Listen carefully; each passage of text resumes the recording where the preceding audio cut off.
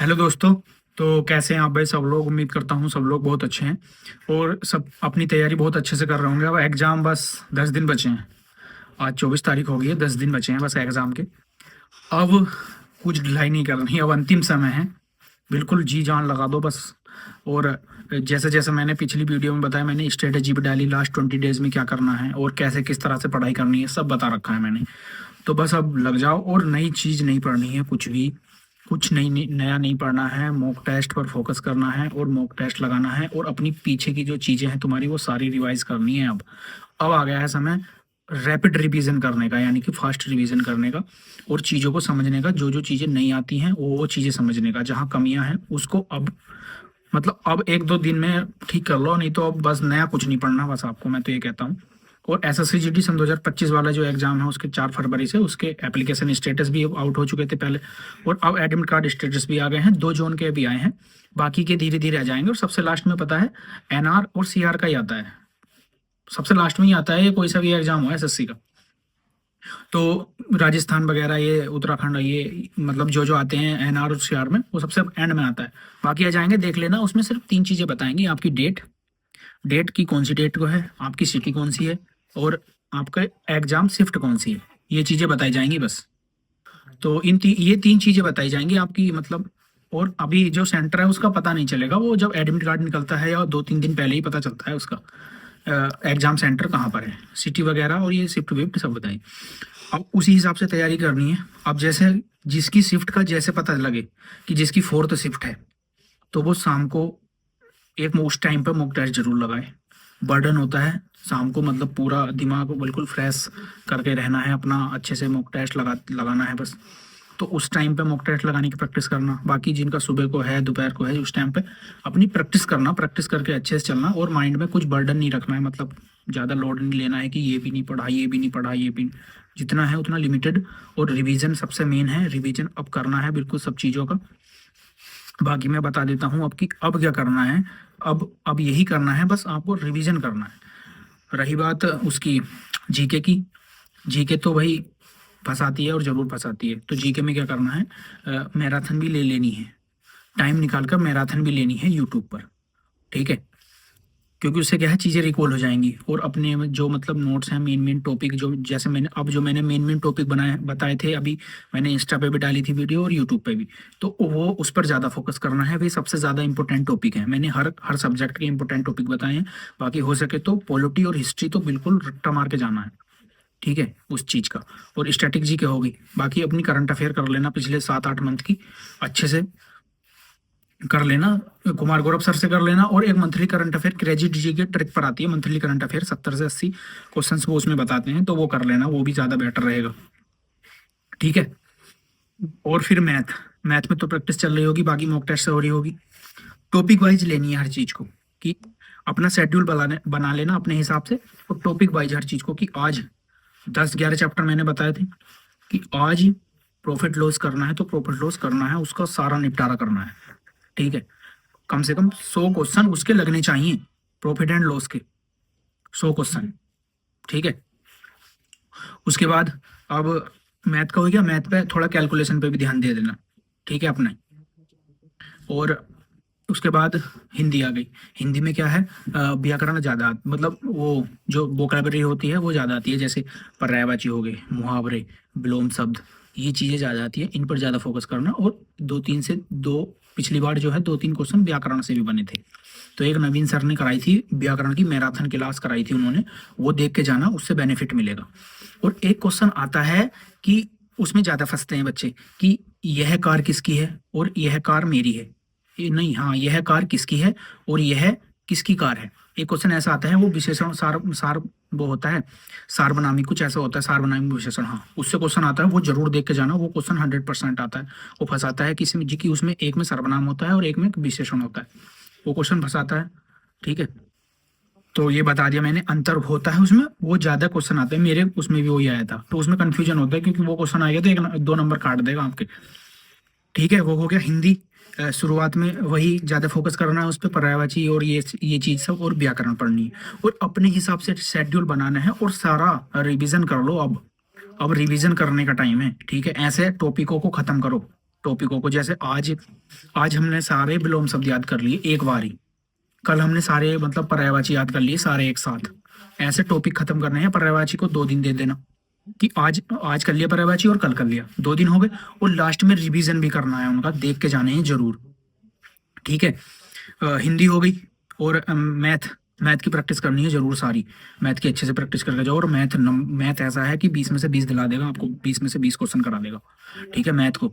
और जैसे मैंने पेपर अटेम्प्ट करना बताया है ना, ऐसे ही करना पेपर को अटेम्प्ट, और अपना टाइम बचा के चलना, क्योंकि वहाँ टाइम नहीं मिल पाता है, बंदा होपलेक्स भी हो सकते हैं वहाँ जाकर। तो अपना टाइम बचा कर चलना, टाइम मैनेज करके चलना, सबसे ज़्यादा जरूरी होता है टाइम मैनेज उसमें, क्योंकि वहाँ टाइम बहुत तेज चलता है, पता नहीं चल पाता।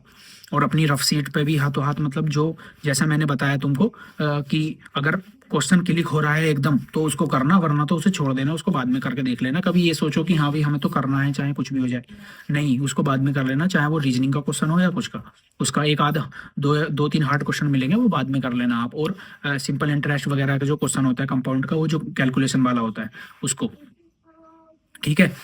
और जीके हो गई, जीके बता दिया मैंने कैसे कैसे रिवीजन करना है। हिंदी हो गई और मैथ हो गया, ठीक है।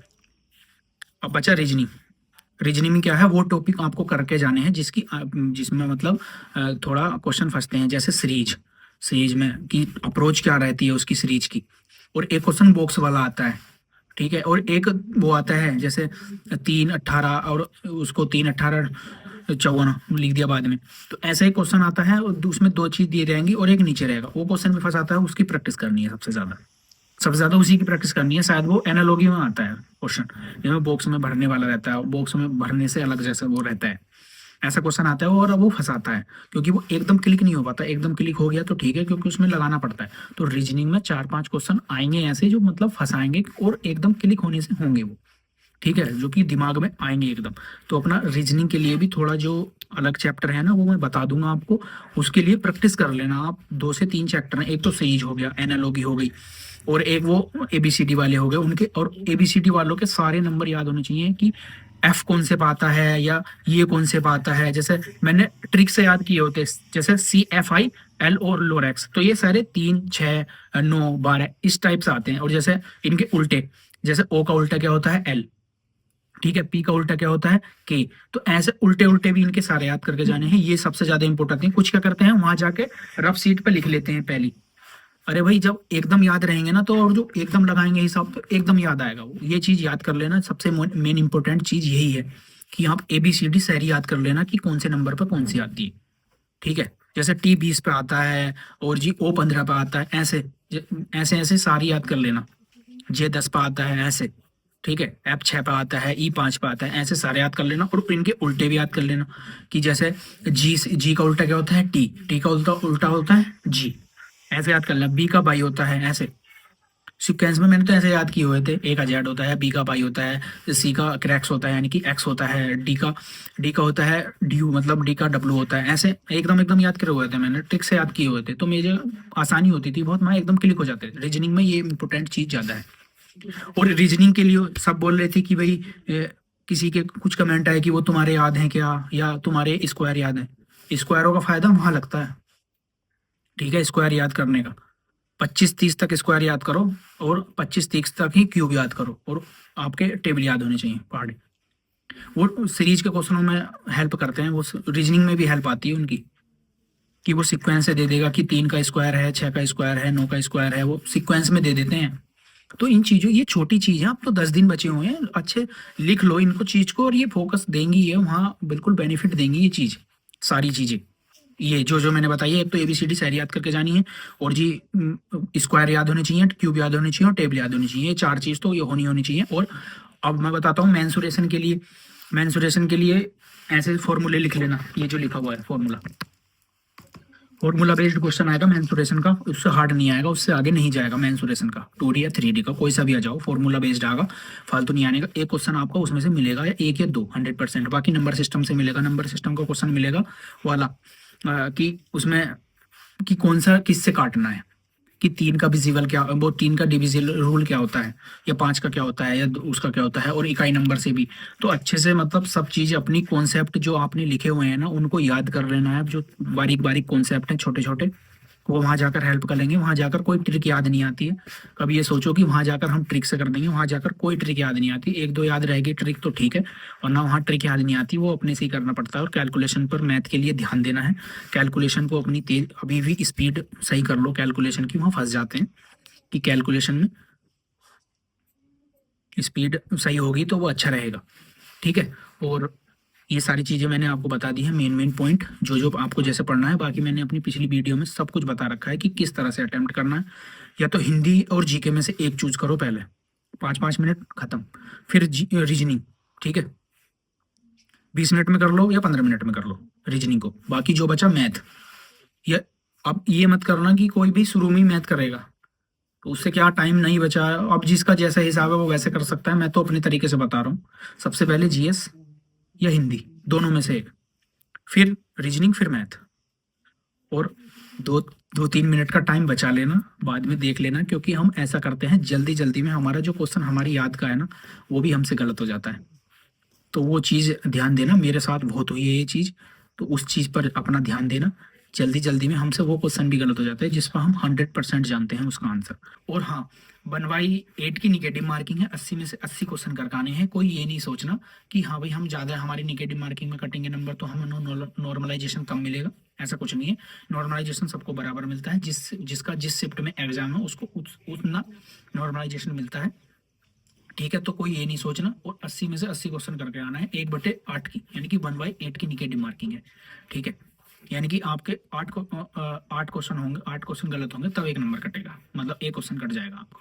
तो 1/8 की निगेटिव मार्किंग है, सारे क्वेश्चन करने हैं, 80 के 80 क्वेश्चन करने हैं। और जिनके अब कम आ रहे हैं नंबर, वो मैंने अभी वीडियो पीछे डाली हुई है, मॉक टेस्ट को कैसे अटेम्प्ट करना है और शेड्यूल वगैरह सब बता रखा है मैंने पिछले 1-1.5 महीने से। तो अपना अच्छे से पढ़ते रहो, ध्यान लगा के। मॉक टेस्ट का एनालिसिस, जिनका 4 फरवरी को एग्जाम है वो मॉक टेस्ट 2 तारीख तक लगाएं बस।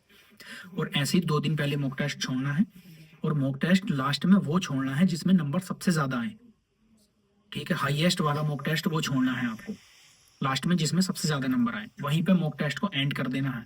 उससे क्या रहेगा कि उससे एक ये रहेगा कि हाँ हमारे लास्ट के मॉक टेस्ट में इतने 140 आए थे, तो वो दिमाग वहीं क्लिक करेगा।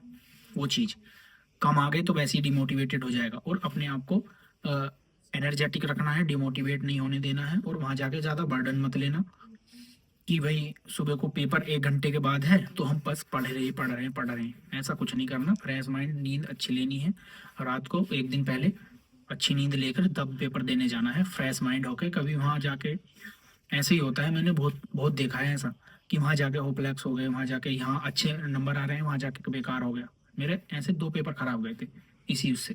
तो ट्रिक भी आनी चाहिए पेपर को करने की, कि एनर्जेटिक होकर रहना है, कोई सुस्ती नहीं, कुछ नहीं।